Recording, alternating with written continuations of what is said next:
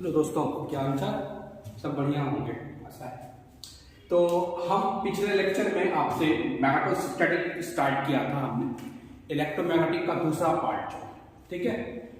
पहला पार्ट हम आपसे पढ़ चुके हैं, ठीक है। अब दूसरे पार्ट हमने जब स्टार्ट किया था आपसे, तो उसमें हम आपसे ये बात कर चुके थे कि मैग्नेटोस्टैटिक थी क्या। आपने कहा था कि स्टडी करंट की वजह से आपकी जो फील्ड होती है उसी को हमने मैग्नेटिक फील्ड कहा था, ठीक है। फिर वहां पर हमने आपसे करंट्स के बारे में चर्चा किया था कि अगर मैग्नेटिक आपकी current due to line, due to wire, line मतलब वायर, ड्यू टू वायर। फिर इसके बाद हमने आपसे सरफेस करंट की बात की थी। फिर हमने आपसे वहां पर फिर वॉल्यूम करंट की बात की थी। तो ये आपकी 3 करंट्स का हमने वहां डिस्कस किया था। फिर आपसे हमने अगला जो टॉपिक डिस्कस किया था वो ये किया था कि अगर आपके पास कोई एक वायर था, उसमें अगर आपकी कोई करंट फ्लो होती थी तो कितना फोर्स उसके ऊपर एक्ट करेगा, ये सारी बातचीत हम आपसे कर रहे हैं, ठीक है। उसी क्रम में अब आज आगे हम चलते हैं कॉन्सेप्ट ऑफ मैग्नेटिक फील्ड। पहले समझते हैं कि मैग्नेटिक फील्ड क्या होता है, फिर इसके आगे चलते हैं। अगर हम कहते हैं कि इन केस ऑफ मैग्नेट की बात करें तो कहते हैं कि किसी भी मैग्नेट के अराउंड वो एरिया से, अगर हमने क्या किया कि यहां पर आपका कोई बार मैग्नेट है, ये आपका नॉर्थ पोल है, ये आपका साउथ पोल है, तो हम कह रहे हैं कि किसी मैग्नेट के अराउंड वो एरिया जहां पर आप मैग्नेटिक इफेक्ट या आप कह लो मैग्नेटिक फोर्स को आप एक्सपीरियंस करते हो, उसी को हम क्या कहते हैं भैया, मैग्नेटिक फील्ड कहते हैं। समझिए बात, कहते हैं किसी भी मैग्नेट के अराउंड वो एरिया जहां पर कोई दूसरा मैग्नेट या आप मैग्नेटिक इफेक्ट को क्या करते हैं, एक्सपीरियंस करते हैं, उसी को हम मैग्नेटिक फील्ड कहते हैं, ठीक है। ये तो था इन केस ऑफ मैग्नेट की बात, ठीक है। अब लेकिन जब किसी कंडक्टर के केस में कहा जाने लगा, इसको डिफाइन करने की बात होने लगी, तो एक साइंटिस्ट हैं जिनका नाम आप लोगों ने पढ़ा होगा, ओरस्टेड, ठीक है। ओरस्टेड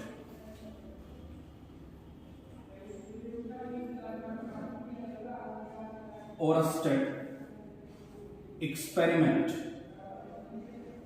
बहुत पॉपुलर एक्सपेरिमेंट है आपका ये, ठीक है। ओरस्टेड एक्सपेरिमेंट था क्या, समझिए कि जब आपने कहा कि कोई एक आपके पास मैग्नेट था और आपने कहा उस मैग्नेट के अराउंड अगर आप वो पूरा एरिया जहां पर आप मैग्नेटिक इफेक्ट को एक्सपीरियंस करते हो, उसी को हम क्या कहते हैं भैया, मैग्नेटिक फील्ड कहते हैं। तो ओरस्टेड साहब ने क्या किया कि उन्होंने एक आपका कंडक्टर लिया, ठीक है। से हमने कंडक्टर ले रहे हैं, ये हमारा एक कंडक्टर है, ठीक है। से मान लिया कि आपका ये कंडक्टर है, ठीक है। अब इसमें कोई करंट नहीं फ्लो। उन्होंने क्या किया कि यहां पर एक बार मैग्नेट आपका रखा, ये आपका मैग्नेट था, ठीक है। ये उसका नॉर्थ पोल था और ये उसका साउथ पोल है, ठीक है। देखिए यहां पर उन्होंने क्या किया कि एक मैग्नेट प्लेस किया, तो उन्होंने अब इसमें कोई करंट नहीं, ठीक है। जब उन्होंने क्या किया तो उन्होंने ऑब्जर्व क्या किया कि जब अगर कोई करंट नहीं है तो due to the magnetic effect of the current, आपका जो मैग्नेट होता है वो नॉर्थ साउथ पोल में क्या होता है, रहता है, ठीक है। जब आप रखते थे तो अर्थ के मैग्नेटिक इफेक्ट की वजह से वो क्या होता था, अर्थ के नॉर्थ साउथ पोल में क्या होता था, ये रुक जाता था। लेकिन जब इन्होंने इसमें करंट फ्लो कराना शुरू किया, ठीक है, अगर मान लीजिए किसी समय यहां पर आई करंट फ्लो होना शुरू हुई, तो उन्होंने ऑब्जर्व क्या किया कि जो आपके जो मैग्नेट थे ये अपनी डायरेक्शन को क्या करते थे भैया, चेंज कर देंगे थे, अपनी रियल पोजीशन से ये क्या हो गए थे, आपके डेविएट हो गए थे, ठीक है। अब फिर उन्होंने क्या किया, अगर करंट की डायरेक्शन बदली, जो करंट की डायरेक्शन उन्होंने बदला, तो उन्होंने ऑब्जर्व क्या किया कि आपके जो जब करंट की डायरेक्शन उन्होंने बदली तो देखा गया कि आपका जो डिफ्लेक्शन था वो आपका चेंज हो गया, ठीक है ना। ध्यान से समझिएगा, पहले उन्होंने क्या किया, उन्होंने कहा कि जब आपके कंडक्टर में कोई करंट नहीं थी, ठीक है, जब कोई करंट नहीं थी तो आपका जो मैग्नेट था वो earth due to the effect magnetic effect of the earth, वो आपका क्या हो गया भैया, अर्थ के नॉर्थ साउथ पोल में आपका वो स्टैंड हुआ। लेकिन जैसे उन्होंने क्या किया, करंट फ्लो कराना शुरू किया, आपका मैग्नेटिक जो आपका जो मैग्नेट था वो डिफ्लेक्ट होने लगा, और जैसे जैसे करंट बढ़ने लगे वो डिफ्लेक्शन ज्यादा होने लगा था, ठीक है। और उन्होंने जब करंट की डायरेक्शन चेंज की तो आपने देखा वो डिफ्लेक्शन भी आपका अपोजिट डायरेक्शन में होने लगा। तो इससे उन्होंने कंक्लूजन क्या निकाला, उन्होंने कंक्लूजन दिया कि अगर कोई भी आपका कंडक्टर है और उस कंडक्टर में अगर करंट फ्लो हो रही है तो अपने अराउंड एक फील्ड का फॉर्मेशन करता है, जिसको हम मैग्नेटिक फील्ड कहते हैं, ठीक है। इसी को हम क्या कहते हैं, magnetic effect of the current के नाम से भी जाना जाता है ये। तो ये ओरस्टेड का एक्सपेरिमेंट है जो आपसे बता रहे हैं, ठीक है ना। एक बार पूरी ओरस्टेड का एक्सपेरिमेंट समझिए। उन्होंने क्या किया था, उन्होंने एक आपका कंडक्टर लिया जिसमें इनिशियली कोई करंट नहीं थी। उन्होंने जब क्या किया कि वहां पर आपके मैग्नेट को प्लेस किया तो ऑब्जर्व क्या किया कि आपके मैग्नेट में कोई डिफ्लेक्शन नहीं हुआ, लेकिन जैसे जैसे उन्होंने करंट फ्लो, जब उसमें करंट फ्लो होना शुरू हुई तो उन्होंने ऑब्जर्व क्या किया कि अपनी वो इनिशियल पोजीशन जो उसकी थी उससे डिफ्लेक्ट होने लगा, ठीक है। उन्होंने जब करंट का मैग्नीट्यूड बढ़ाया तो डिफ्लेक्शन ज्यादा होने लगा था, और जब मैग्नीट्यूड घटाया तो डिफ्लेक्शन आपका कम होने लगा था, ठीक है। और जब उन्होंने मैग्नेटिक फील्ड की डायरेक्शन बदली तो आपका डिफ्लेक्शन भी चेंज हो गया। तो इस एक्सपेरिमेंट के से उन्होंने कंक्लूजन क्या दिया कि अगर आपका कोई भी एक कंडक्टर है उसमें अगर करंट फ्लो हो रही है तो उसमें एक फील्ड का फॉर्मेशन होगा जिसको हम मैग्नेटिक फील्ड कहते हैं, ठीक है।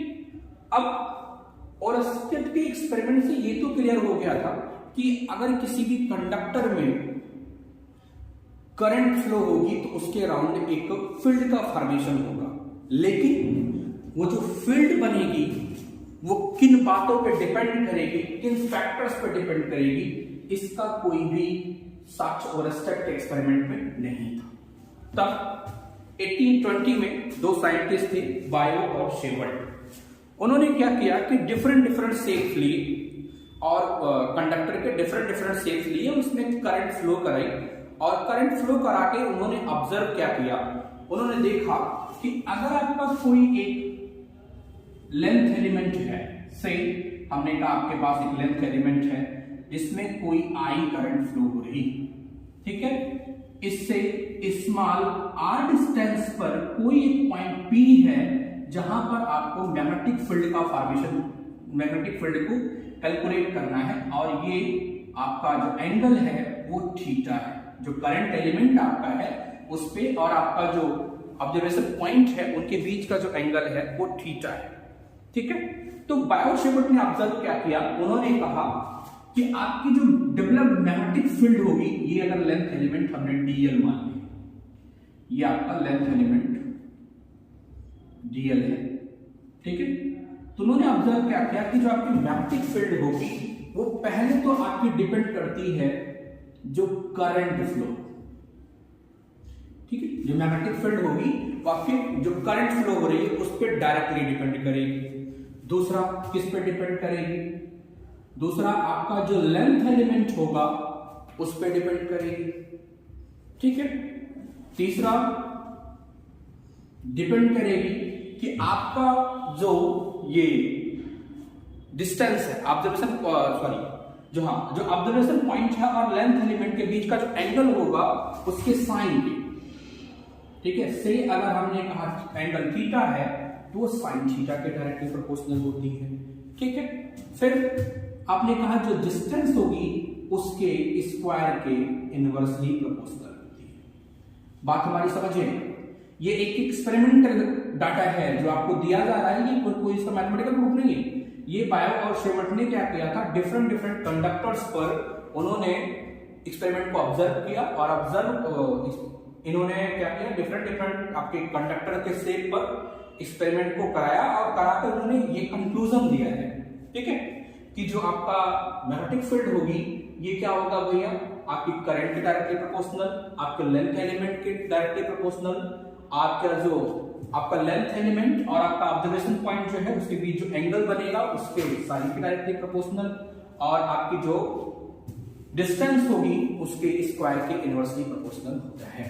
ठीक है, जब इन सब को कंबाइन करेंगे, जितने फैक्टर्स आपके हैं इन सब को जब आप कंबाइन करेंगे, ठीक है, तो आपका जो b होगा वो किस पे डिपेंड करेगा भैया, ideal sine theta upon r square. ठीक है, अब ये प्रोपोर्शनलिटी साइन है, इस प्रोपोर्शनलिटी साइन को हटाते हैं तो यहां पर एक कांस्टेंट इस्तेमाल हम करते हैं म्यू नॉट अपान 4 पाई, और ये होता है ideal sine theta upon r square.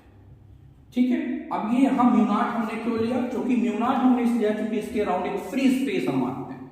अगर यहां पर कोई मीडियम होता, कोई मैग्नेटिक मटेरियल होता, तो यहां पर उसकी परम्यू रखी जाती है। म्यू नॉट क्या होता है समझिए, म्यू पहले समझ लीजिए फिर बताते हैं। म्यू आपका क्या होता है, परमिबिलिटी होती है।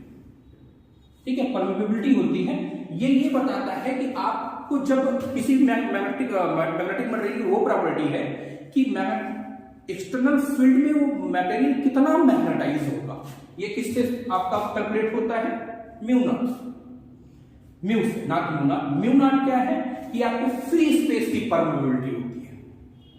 म्यू नॉट आपका जो फ्री स्पेस होता है, तब यहां पर हमने फ्री स्पेस मान रखा है, हम म्यू नॉट अपान 4 पाई रखते हैं। तो ये आपका हो गया कि बायोसेवर्ट के अकॉर्डिंग जब कोई भी आपका करंट कंडक्टर होगा उसमें आई अमाउंट ऑफ करंट फ्लो होगी, तब उसका जो मैग्नेटिक फील्ड होगा वो इतना होता है। ठीक है, अगर इसी को हम वेक्टर फॉर्म में पढ़ना चाहें, ठीक है, तो वेक्टर फॉर्म में आप पढ़ते हो।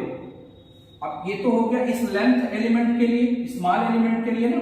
अगर आप पूरे एलिमेंट की हम बात कर रहे हैं, पूरा अगर पूरे लेंथ की बात करें तो ये आपका जो b होगा ये आपका भैया क्या हो जाएगा, फिर इंटीग्रेशन फॉर्म में आ जाएगा, और यही आपका क्या हो जाएगा, ideal sine theta upon r square. कुछ किताबों में इसको dv भी दिया है, तो उससे आप कंक्लूजन आप समझ लीजिए कि आप ये तो लेंथ एलिमेंट dl के लिए था। अगर फॉर होल कंडक्टर की बात करेगा तो आप उसी को क्या करोगे, इंटीग्रेट कर देंगे।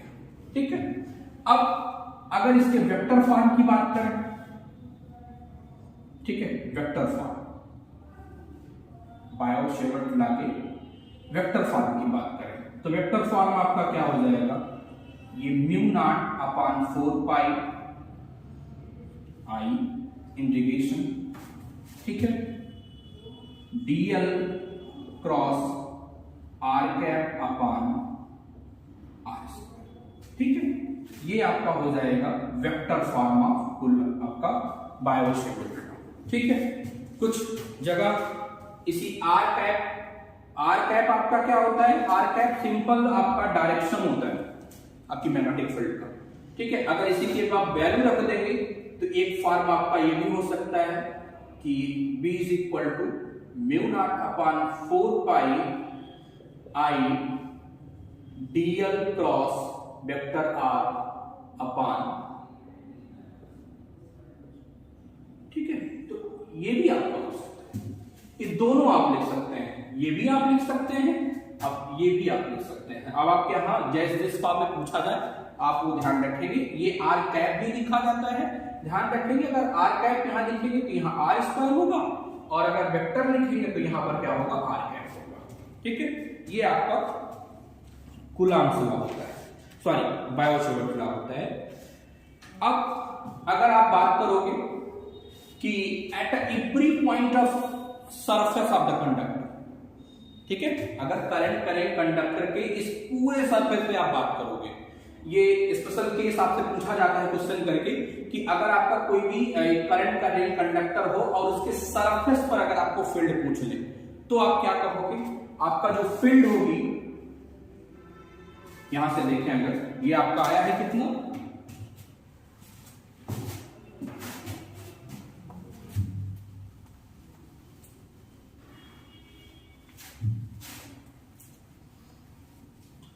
अकॉर्डिंग टू द बायोसेवर्ट लॉ आपका जो डेवलप्ड हुआ मैग्नेटिक फील्ड है वो आता कितना है भैया, mu naught upon 4 pi ideal sine theta upon r square, यही तो होता है। अब अगर आपसे पूछ ले कि ये आपका जो पॉइंट हो, ठीक है, जिस पॉइंट पे पी पर आप ऑब्जर्व कर रहे हैं, अगर ये इसके सरफेस पे होगा तो क्या होगा, ठीक है। मिनिमम एंगल क्या हो सकता है, थीटा आपका 0 हो सकता है, और मैक्सिमम थीटा आपका क्या हो सकता है, 180 हो सकता है। इस केस में जब आपका पॉइंट कहां हो, इसके सरफेस पे होगा, ठीक है, तो थीटा आपका क्या हो जाएगा, 0, तो मैग्नेटिक फील्ड आपकी क्या हो गई, 0। ध्यान रखेंगे एट द सरफेस, अगर बात करेगा आपसे कि आपके कंडक्टर के सरफेस के किसी भी पॉइंट पे आप देखेंगे तो आपका थीटा कितना होगा, या तो 0 होगा या तो 180 होगा। दोनों ही केस में साइन की वैल्यू क्या होती है, 0, तो आपका मैग्नेटिक फील्ड क्या हो जाएगा, 0 हो जाएगा, ठीक है। और अगर यही जो पॉइंट आपका P है, यही जो पॉइंट आप P आपने लिखा है, अगर यही पॉइंट आपका कैसे होगा भैया, अगर यही पॉइंट आपका परपेंडिकुलर, ये पॉइंट आपका क्या होगा, परपेंडिकुलर, तो जो पॉइंट आप एंगल के साथ देख रहे थे, अगर कोई परपेंडिकुलर पॉइंट हो तो आपका थीटा क्या हो जाएगा, थीटा आपका 90 हो गया। अगर साइन 90 है तो बी आपका कितना हो जाएगा, mu naught upon 4 pi I D L upon r square. तो इस केस में आपकी जो मैग्नेटिक फील्ड होगी वो क्या होगी, मैक्सिमम होगी। ये ध्यान रखेंगे कि अगर आपने दो स्पेशल, वो तो आपका था एट एनी पॉइंट, अगर थीटा आपका होगा तो आपने कहा भाई mu naught upon 4 pi ideal sine theta upon r square होगा। लेकिन अगर यही पॉइंट आपका क्या हो, सरफेस पे होगा, तो आप कहेंगे थीटा या तो आपका 0 होगा या 180 होगा। जब 0 या 180 होगा तो आपकी मैग्नेटिक फील्ड क्या हो जाएगी, 0 हो जाएगी। और अगर यही आपका जो पॉइंट है ये आपके लेंथ एलिमेंट पे अगर परपेंडिकुलर हुआ तो आपका मैग्नेटिक फील्ड क्या हो जाएगी, उस समय मैक्सिमम हो जाएगी, ठीक है। ये तो आपका हो गया। लेकिन अगर मान लीजिए आपसे कभी कभी क्या होता है कि अब जैसे जो वेक्टर फॉर्म है, अगर उस वेक्टर फॉर्म की बात करें, ठीक है, वेक्टर फॉर्म आपका क्या है, b is equal to mu naught upon 4 pi integration I था ना यहाँ पे, और ये dl cross r cap upon r square, ये आपका था वेक्टर फॉर्म, ठीक है। अब यहां पे dl r ये किसको शो करेगा, जो आपका dl क्रॉस r कैप होता है, ये किसको शो करेगा भैया, डायरेक्शन ऑफ मैग्नेटिक फील्ड को शो करता है। ये आप याद रखेंगे, किसको शो करेगा, डायरेक्शन ऑफ मैग्नेटिक फील्ड को शो करता है, ठीक है। अब अगर मान लीजिए, अगर आपको क्या दे दे, मान लीजिए कि अगर सरफेस करंट दी हुई, ठीक है, फॉर सरफेस करंट, ठीक, अगर आपको मान लीजिए कोई न्यूमेरिकल कोई प्रॉब्लम आपसे कहता है और उसमें आपकी सरफेस करंट दी हुई हो, तब उसके लिए आप जब मैग्नेटिक फील्ड लिखेंगे तो आप क्या लिखेंगे, B is equal to mu naught upon 4 pi, ठीक है। सरफेस करंट क्या डिफाइन थी,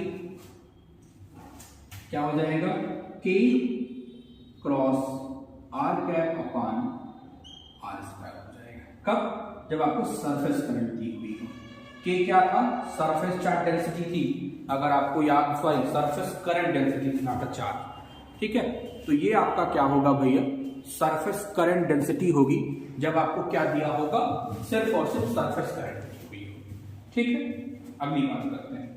अब अगर आपको वॉल्यूम करंट दी हुई हो, मान लें आपको जो प्रॉब्लम दी गई है उसमें वॉल्यूम करंट अगर दी हुई है, तो आप क्या करोगे, फार्मूला आपका क्या होगा, B is equal to mu naught upon 4 pi, ठीक है।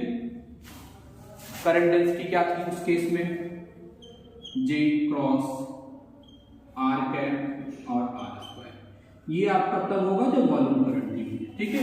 ये J cross R cap, sorry K cross R cap, J cross R cap या DL क्रॉस R कैप, ये सब किसको शो करेंगे? डायरेक्शन ऑफ मैग्नेटिक फील्ड को शो करेंगे। ठीक, यहां तक क्लियर? अब इसके बाद पढ़ते हैं अगली प्रॉब्लम जो है वो comparison between Coulomb's law and Biot-Savart law. दोनों में क्या सिमिलरिटीज हैं, क्या डिसिमिलरिटीज हैं, इस पे भी कुछ क्वेश्चन पूछे जा सकते हैं। ठीक है, पढ़ रहे हैं तो पूरा एकदम, हमने कहा था ना कि हमारा आपको मैग्नेटोस्टैटिक या इलेक्ट्रोस्टैटिक जो भी चैप्टर पढ़ाने का है उसका मतलब क्या है कि आप कॉन्सेप्चुअली एकदम क्लियर हो जाइए। क्योंकि कहा जाता है ना कि अगर आपने, जैसे आप कहते हो कि हम फिजिक्स पढ़ लिए और अगर आपसे न्यूमेरिकल नहीं हो रहा है तो इसका मतलब कुछ ना कुछ कमी तो है। तो इसलिए हम तो आपको कंप्लीट कर रहे हैं कि ताकि आपको कॉन्सेप्चुअली कोई प्रॉब्लम ना हो। तो अगली जो आर्टिकल है हमारी, अगला जो है कंपैरिजन किसके किसके बीच में?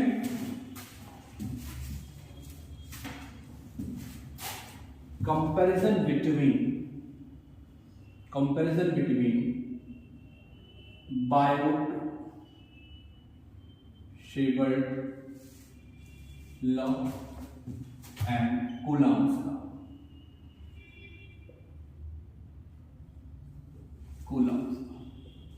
दोनों के बीच में कंपैरिजन करना है कि दोनों में सिमिलरिटीज क्या है और दोनों में डिसिमिलरिटीज क्या है, इसकी बात करते हैं। अगर मान लीजिए कि हमें कोई करंट कंडक्टर दिया हुआ है तो उस करंट कंडक्टर की वजह से आपकी जो मैग्नेटिक फील्ड है डीएल लेंथ है, तो हमने कहा डीबी मैग्नेटिक फील्ड है, तो अगर आपका वो कितना हो जाएगा mu naught upon 4 pi I DL sine theta upon r square, ये हो गया according to the Biot Savart law. अगर आपको कोई करंट एलिमेंट दिया है उस करंट एलिमेंट की वजह से आपकी जो फील्ड डेवलप हुई फील्ड मैग्नेटिक फील्ड होगी उसका मैग्नीट्यूड ये होगा। एंड इलेक्ट्रिक फील्ड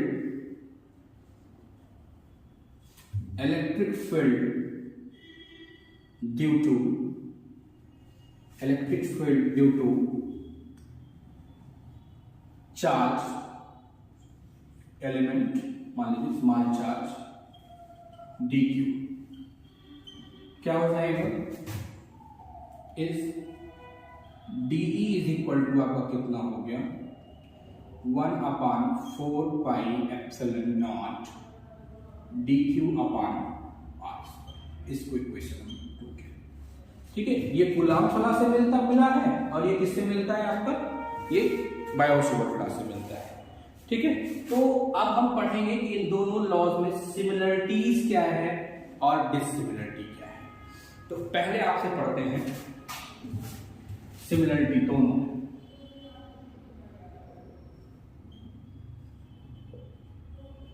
सिमिलरिटीज क्या है?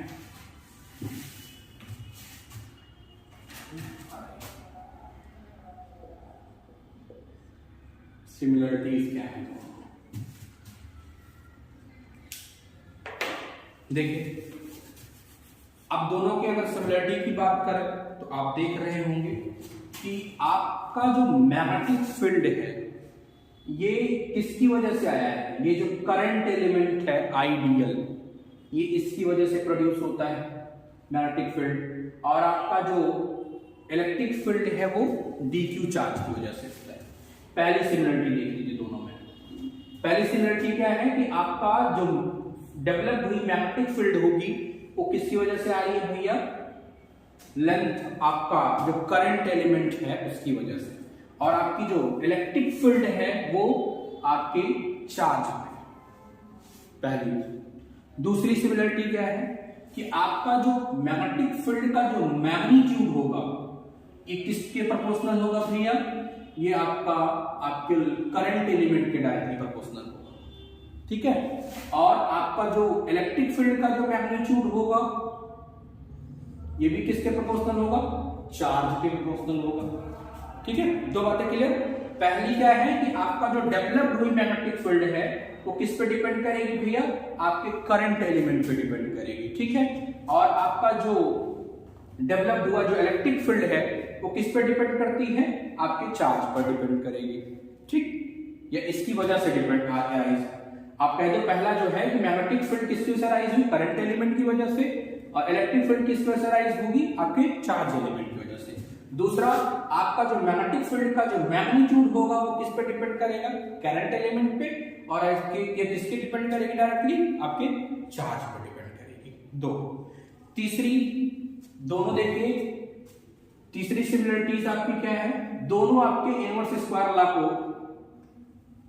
फॉलो करती है, चाहे आपकी मैग्नेटिक फील्ड हो चाहे आपका क्या होगा इलेक्ट्रिक फील्ड, दोनों किसको फॉलो करती हैं, इनवर्स स्क्वायर लॉ को। तीन, चौथी सिमिलरिटी क्या है, ये क्वेश्चन पूछा जा सकता है चौथा, ध्यान रखेंगे कि बहुत है इस्तेमाल, बहुत छोटा क्वेश्चन लेकिन पूछा जा सकता है कि जो आपके मैग्नेटिक फोर्स होते हैं या आपके इलेक्ट्रिक फोर्स जो होते हैं ये दोनों आपके कैसे होते हैं भैया, लॉन्ग रेंज फोर्स होते हैं, ये ध्यान रखेंगे। चाहे आपका इलेक्ट्रिक फोर्स की बात करें हम, चाहे मैग्नेटिक फोर्स की बात करें, दोनों आपके लॉन्ग रेंज फोर्स होते हैं। ये तो सिमिलरिटी होगी किसके किसके बीच में, दोनों आपके लॉ के बीच में। अंतर क्या क्या है समझ लीजिए, डिसिमिलरिटी क्या है दोनों लॉज में। पहला जो अंतर है आप देख ही रहे होंगे, आईडीएल आपका क्या है, एक वेक्टर क्वांटिटी होता है, जबकि डी क्यू आपका क्या होता है, एक स्केलर क्वांटिटी, ठीक। पहला समझ में आया, पहला जो आपका है कि आईडीएल आपका क्या है, आईडीएल आपका वेक्टर होती है, एक वेक्टर क्वांटिटी है, जबकि डी क्यू आपकी कैसी क्वांटिटी है, स्केलर है, ठीक, ये ध्यान रखेंगे। दूसरी जो आपकी डिसिमिलरिटी है वो ये है कि आपका जो मैग्नेटिक फील्ड है, आपने कहा ना कि आपका जो लेंथ एलिमेंट होगा और जो पोजीशन वेक्टर होगा उनके क्या होगा, डायरेक्शन पर डिपेंड करेगी, एंगल पर डिपेंड करती है, और ये क्या होगी, किसी ऐसे एंगल पर डिपेंड नहीं करेगी। मतलब ऑब्जर्वेशन पॉइंट और आपके जो लेंथ एलिमेंट होंगे उनके बीच का जो एंगल होगा आपकी फील्ड उस पर डिपेंड करेगी, जबकि ये ऐसी किसी पर डिपेंड नहीं करती, ठीक है ना। और तीसरा जो डिफरेंस है वो क्या है कि आपकी जो मैग्नेटिक फील्ड होती है ये आपके लेंथ एलिमेंट, जो करंट एलिमेंट होगा, आपका जो पोजीशन वेक्टर होता है उसके परपेंडिकुलर होती है, ठीक है, जबकि आपकी जो इलेक्ट्रिक फील्ड होती है ये in the direction of charge होती है। तो ये तीन आपकी जो है मेन डिसिमिलरिटीज हैं, ये तीनों याद रखिएगा। पहला आपकी डिसिमिलरिटी जो है वो ये है कि आपकी जो आईडीएल है वो एक वेक्टर है, जबकि डी क्यू आपका क्या है, एक स्केलर है। दूसरा जो है कि आपका जो मैग्नेटिक फील्ड होती है वो ऑलवेज डिपेंड करेगी किस पे भैया, आपके करंट एलिमेंट पे डिपेंड करती है ना, सॉरी तो करंट एलिमेंट बता ही चुके हैं, ऑलवेज किस पे डिपेंड करती है, जो करंट एलिमेंट और आपके जो पोजीशन ऑब्जर्वेशन पॉइंट होता है उसके एंगल, उनके बीच पे एंगल पे डिपेंड करती है, और जबकि ये किसी भी एंगल पे ऐसे डिपेंड नहीं करती, ठीक है। अगला क्या है कि आपकी जो मैग्नेटिक फील्ड होगी वो क्या होगी, आपके करंट एलिमेंट और ऑब्जर्वेशन पॉइंट पे परपेंडिकुलर होती है, जबकि ये डायरेक्शन पे होती है, in the direction of charge होती है। तो इतना आपका क्या है, ये दोनों में डिसिमिलरिटीज है, ठीक है। अब जैसे एज यूजुअल आप जानते हैं, हमने आपको बताया था कि एक फिजिक्स का कोई भी एग्जाम आप देते हैं तो डायमेंशन का क्वेश्चन तो आ ही जाता है, तो इसीलिए म्यू नॉट का डायमेंशन हम निकालते हैं थोड़ा सा। फिलहाल आपको पता होगा क्या होगा, म्यू नॉट की यूनिट क्या होगी, बताइए पहले। यूनिट क्या होगी, newton per metre, newton ampere square, per metre नहीं, सॉरी मुंह से निकल गया था, newton metre square, newton ampere square, ठीक है। और अगर इसके डायमेंशन की बात करें, डायमेंशन क्या होगा, डायमेंशन न्यूटन क्या होता है, एम एल टी की पावर -2, और इसका क्या होता है, ठीक है। तो ये आपका क्या हो गया भैया, एम एल टी -2 ए -2, ये आपका डायमेंशन हो गया किसका, म्यू नॉट का। वैल्यू आप जानते ही हैं, वैल्यू कितनी होती है 4 पाई इंटू 10 की पावर -7। फॉर कैलकुलेशन पर्पस के लिए म्यू नॉट अपॉन 4 पाई की जो वैल्यू होती है वो कितनी ली जाती है 1 इंटू 10 की पावर -7 ली जाती है, याद रखेंगे आप, ठीक है। जब आपको कैलकुलेशन करना होता है तो आप ये वैल्यू ले लेते हैं, ठीक है। अब इसके बाद आपसे हम बात करते हैं अगला जो हमारा टॉपिक है। अब एक छोटी सी बात है, आपने परमिटिविटी और परमिटिविटी में दोनों में रिलेशन क्या होता है, म्यू नॉट और एप्सिलॉन नॉट रिलेशन क्या होता है, याद होगा आपको। Mu naught epsilon naught is equal to किसके होगा 1/c², ये ध्यान रखेंगे। या c इज इक्वल टू आपका क्या होता है 1/√म्यू नॉट एप्सिलॉन नॉट। ये भी आप रिलेशन याद रखेंगे, मैंने कई बार देखा है, कई एग्जाम में पूछा जाता है, ठीक है, कि इनके बीच का रिलेशन क्या होगा, तो आप सीधा सीधा क्या बताएंगे c इज इक्वल टू 1/√म्यू नॉट। या इस बार पूछ सकता है, कभी कभी क्या होता है कि आपसे इसका पूछ लेते हैं, आपसे डायमेंशन पूछ लेते हैं, तो भी आप याद रखेंगे, ठीक है, ये याद रखिए। अब एक टॉपिक जो आपने पढ़ रखा है, हमने इलेक्ट्रोस्टैटिक में आपको पढ़ाया था कोऑर्डिनेट नोटेशन, ठीक है, देखा ही होगा आप लोगों ने, मान लीजिए ना देखा होगा तो हम थोड़ा सा डिस्कस करते हैं उसमें।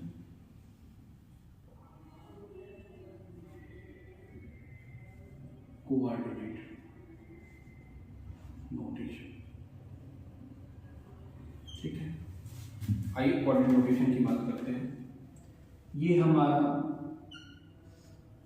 हमने जूम किया, ये आपकी y एक्सिस है, ये हमारी z एक्सिस है, ठीक है, और ये आपका क्या है x एक्सिस है, ये आपकी y है, ठीक है। यहाँ पर आपका जो है हमने कहा ये आपका सोर्स पॉइंट है, जिसकी डिस्टेंस यहाँ पे क्या हो गया r है, ठीक। ये आपका क्या है सोर्स पॉइंट, ठीक है, इसके coordinate x y z dash है, और ये आपका क्या हो गया फील्ड कोऑर्डिनेट, फील्ड पॉइंट हो गया, जिसके कोऑर्डिनेट x y z हो गए, ठीक है। तो आपका जो मैग्नेटिक फील्ड होगी वो किस पे डिपेंड करेगी, इस सेपरेशन वेक्टर r पे डिपेंड करेगी, ठीक है ना। सेपरेशन वेक्टर किस पे r। तो अगर आप पढ़ें कि मैग्नेटिक फील्ड r पे आपका क्या हो जाएगा म्यू नॉट अपॉन 4 पाई, ठीक है ना। और अगर हमने यहाँ पर कह दिया, अगर आपको याद हो तो वहां पर हमने क्या लिया था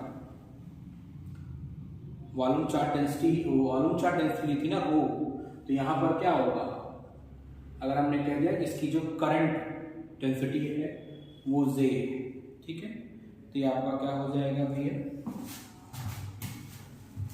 ये आपका हो जाएगा J cross r cap upon r²,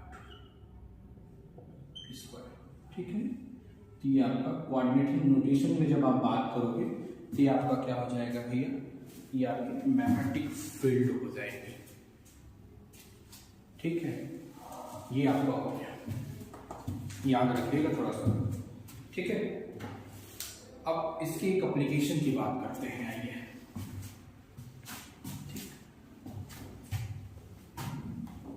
इसमें हम आपको जो बताएंगे magnetic field using a Biot फिला, आप क्या करेंगे कि रिंग का, एक स्ट्रेट वायर का, एक फाइनाइट स्ट्रेट वायर होगा, एक इनफाइनाइट होगा, ठीक है, और अगर आपका कोई रिंग होगा उसके सेंटर पे मैग्नेटिक फील्ड कितनी होगी, तो ऐसे सारी प्रॉब्लम्स आपसे हम डिस्कस करेंगे। उसी से एक प्रॉब्लम आपकी हम डिस्कस करने चल रहे हैं, magnetic field due to straight wire, finite wire, magnetic field due to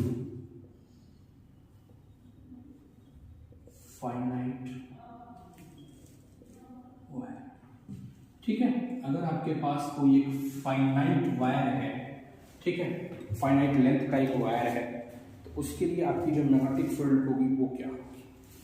ठीक, हमने एज्यूम किया, हमने कहा कि हमारे पास एक वायर है जिसमें आई करंट आपकी फ्लो हो रही है। ठीक है, इससे स्मॉल डी डिस्टेंस पर कोई पॉइंट है P जहां पर हमें मैग्नेटिक फील्ड को फाइंड करना है। ठीक, समझ पा रहे हैं हमारी बात। हमने क्या किया कि हमारे पास एक वायर था, मान लीजिए फाइनाइट लेंथ कैपिटल L का एक वायर, उसमें आई करंट फ्लो हो रही थी, उससे परपेंडिकुलर डिस्टेंस पर कोई स्मॉल डी डिस्टेंस पर कोई पॉइंट P था, वहीं पर हमें क्या बताना है, फील्ड को बताना है। ठीक है, तो अब हमने यहाँ पर लेंथ एलिमेंट एक ले लिया, ये लेंथ एलिमेंट आपका हो गया dl। ठीक है, इसको हमने मिला दिया, ये आपका क्या हो गया r, इसका पोजीशन वेक्टर कितना हो गया r। तो अभी आपने बायो-सेवर्ट लॉ के अकॉर्डिंग जो पढ़ा था, आपकी जो मैग्नेटिक फील्ड होगी कितनी होगी, म्यू नॉट अपान 4 पाई dl क्रॉस r कैप अपान r स्क्वायर, यही तो होगी। ठीक है, इसको इक्वेशन नंबर 1, ये बायो-सेवर्ट लॉ के अकॉर्डिंग है। अब हमें निकालना क्या है भैया, पहले तो dl क्रॉस r कैप निकालना है। ठीक है, तो dl क्रॉस r कैप, ये क्या होगा, a क्रॉस b क्या होता है, mod of a mod of b into sine theta. तो मॉड ऑफ a मतलब dl और into mod of r cap into sine theta. Mod of r cap unit vector direction को show करेगा, value 1, तो आपका क्या हो जाएगा dl साइन थीटा। ठीक है, ये dl क्रॉस r कैप आपका की वैल्यू हो गई dl r साइन थीटा। ठीक, ये अब दूसरा आपको क्या निकालना है, 1/r²। ठीक है, 1/r² आप निकाल लें। अब अगर हमने कह दिया कि ये एंगल आपका थीटा, इस एंगल को हमने मान लिया बीटा, ये एंगल आपका बीटा हो गया, ये एंगल आपका थीटा और इस एंगल को हमने बीटा मान लिया। ये जानते हैं ना कौन सा एंगल होगा, ये एक्सटर्नल एंगल याद है, वहीं से साथ होगा। ठीक है, तो अब यहां से आप निकाल लीजिए cos थीटा। अब ये लेंथ हमने कह दिया, ये जो लेंथ एलिमेंट था यहाँ से L डिस्टेंस है, स्मॉल है, पूरी इसकी लेंथ कैपिटल L है, और यहाँ जो आपका जहां से आपको फाइंड करना है कि dl कितनी डिस्टेंस पे है, L लेंथ पे है। ठीक है, डिस्टेंस कितनी है, L है। तो यहां से आप अगर निकालें, ये जो आपका ट्राइंगल बनेगा, ठीक है, इस ट्राइंगल में अगर आप cos थीटा कैलकुलेट करें तो क्या होता है, बेस अपॉन हाइपोटेन्यूज। ठीक है, तो बेस आपका कितना है, d/r, तो यहां से 1/r² आपका क्या हो जाएगा, ठीक, 1/r² आपका क्या हो जाएगा, cos² थीटा अपॉन d² हो गया। ठीक,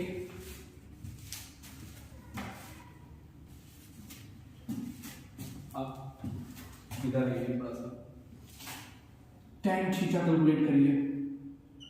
tan क्या होगा, tan बताइए, perpendicular upon base, L upon D हो गया ये। अभी dl तो नहीं पता ना, dl भी हमें कैलकुलेट करना है, हम dl निकाल रहे हैं। tan theta is equal to L upon D हो गया, तो यहां से L निकाल लो आप तो क्या हो जाएगा, d tan थीटा हो गया, और dl आप निकाल लोगे तो क्या हो जाएगा, d sec² theta d theta हो गया। तो यहां से आपका dl निकल गया, यहां से आपका 1/r² निकल गया, और ये आपका dl क्रॉस r निकल गया। सारी वैल्यूज को उठा के इक्वेशन नंबर 1 में पुट करते हैं। ठीक है, इक्वेशन नंबर 1 आपका जो है, इक्वेशन नंबर 1 बिकम्स, क्या हो जाएगा इक्वेशन नंबर 1? ठीक है, इक्वेशन नंबर 1 आपका हो जाएगा भैया b is equal to mu naught upon 4 pi. ठीक है, और इंटीग्रेशन आपका हो गया, आई तो छोटी है, यहाँ ही रहेगा भाई, आई में छोड़िएगा। ठीक है, म्यू नॉट अपॉन 4 पाई आई, अब डीएल देखिए, डीएल क्रॉस आर क्या है, डीएल साइन थीटा। ठीक है, 1 अपॉन आर स्क्वायर क्या है, ये आपका है cos square theta upon D square है। ठीक है, अब डीएल क्या है भैया, डीएल आपने निकाला है डी सेक स्क्वायर थीटा, यही रखते हैं। ये आपका क्या हो जाएगा, d sec square theta d theta. ठीक है, तो ये cos स्क्वायर, ये सेक स्क्वायर है, तो ये दोनों कैंसिल हो जाएंगे। ठीक है, इसके डी से ये डी कैंसिल हो गया, तो बचेगा कितना है,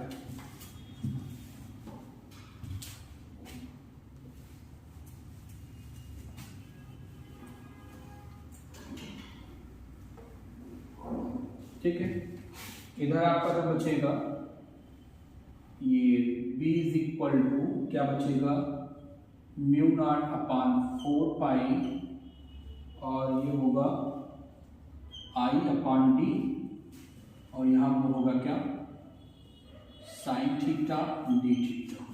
ठीक है, ये आपका हो जाएगा। अब अगर फर्क, ये तो एक हो गया, अगर जनरलाइज केस की हम बात कर लें, ठीक है, तो अब क्या हो जाएगा कि अगर हम जनरलाइज केस की बात करें तो थीटा आपका एक साइड में होगा, एक अपोजिट साइड में एंगल मेजर होगा। हमारी जो लिमिट होगी ना वो -θ1 से लेकर के θ2 तक जाएगी। -θ हमने क्यों लिया, ध्यान रखें। अब ये अगर है ना, अगर हम कोऑर्डिनेट की बात करें तो एक एंगल आपका क्या होगा, इधर होगा, और दूसरा एंगल आपका इधर लिया जाएगा। ठीक है ना, मतलब एक ऊपर की तरफ लिया जाएगा, एक नीचे की तरफ लिया जाएगा। जैसे अगर ये एक्सिस है, एक एंगल आपका इधर, एक एंगल आपका इधर वाला नेगेटिव साइन के साथ आएगा, और ये वाला एंगल आपका क्या आएगा, पॉजिटिव साइन के साथ आएगा। तो अगर हम इसकी बात करें तो आपका जो b होगा ये म्यू नॉट अपॉन 4 पाई आई अपॉन डी, और ये आपका क्या हो जाएगा भैया, साइन θ1 प्लस साइन θ2। ये आपका मैग्नेटिक फील्ड आ जाएगा ड्यू टू फाइनाइट वायर की वजह से। ठीक है, और अगर डायरेक्शन कोई पूछ लेता है तो आप बता देंगे फाई कैप परपेंडिकुलर हो जाएगी। ठीक, तो ये आपका हो गया। अब अगर यही वायर आपका इनफाइनाइट, अगर हम कहते हैं, ये तो फाइनाइट वायर का हो गया, अगर इसी वायर को हम क्या कहते हैं, अगर ये इनफाइनाइट वायर तो क्या हो जाएगा, देख लीजिए, ये तो आर्टिकल है, आपको हमने बस समझाने के लिए आर्टिकल किए हैं। ठीक है ना, अब इस पे बेस्ड जो प्रॉब्लम ऐसे ही आपकी पूछी जाती है तो उस पर हम बात करेंगे। जुलाई में आपका एग्जाम होना है, थोड़ा सा स्पीड बढ़ाइए हमारे साथ तो आप कर ले जाएंगे।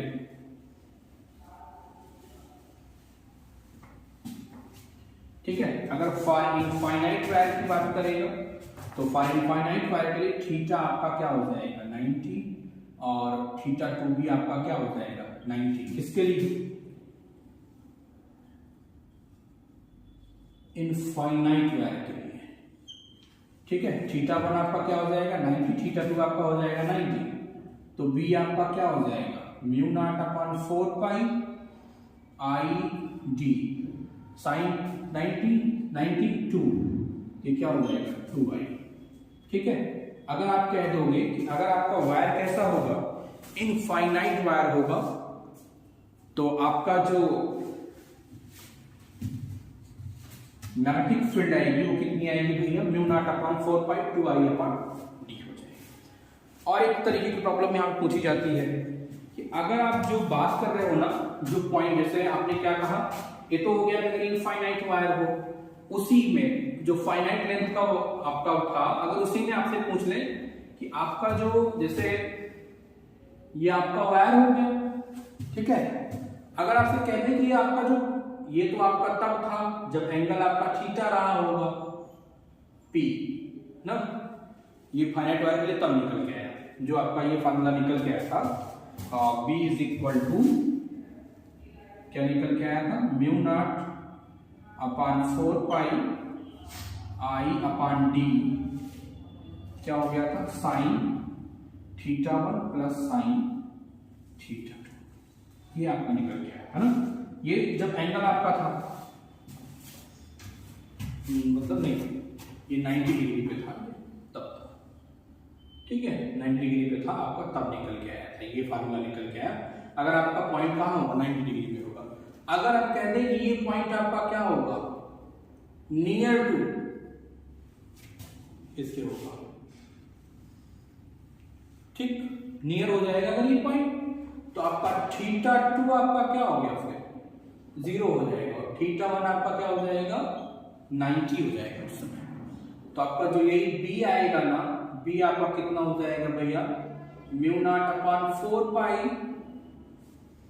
I D, ठीक है, और ये आपका साइन 90 की वैल्यू 1 हो जाएगी, तो ये आपका आ जाएगा। दोनों में आप ध्यान रखेंगे, अगर इनफाइनाइट वायर होगा तो ये 2I होगा, और अगर आपका जो ऑब्जर्वेशन पॉइंट होगा नियरर टू वायर होगा तो हम क्या मान लेंगे इसी पे पॉइंट होगा अगर, ठीक है। ये आपका 90 डिग्री था, ठीक है, ये आपका 90 है, अगर ये इधर चला आया तो क्या हो जाएगा, सरफेस पे तो एंगल आपने अभी पढ़ा ही है, अगर वायर के सरफेस पे अगर हम बात करेंगे करंट कंडक्टर के, तो आपका एंगल तो 0 हो गया, ठीक है, और यहां से एंगल आपका कितना हो जाएगा, ये थीटा 1 ये 90 हो जाएगा, और ये वाला एंगल आपका 0 हो जाएगा।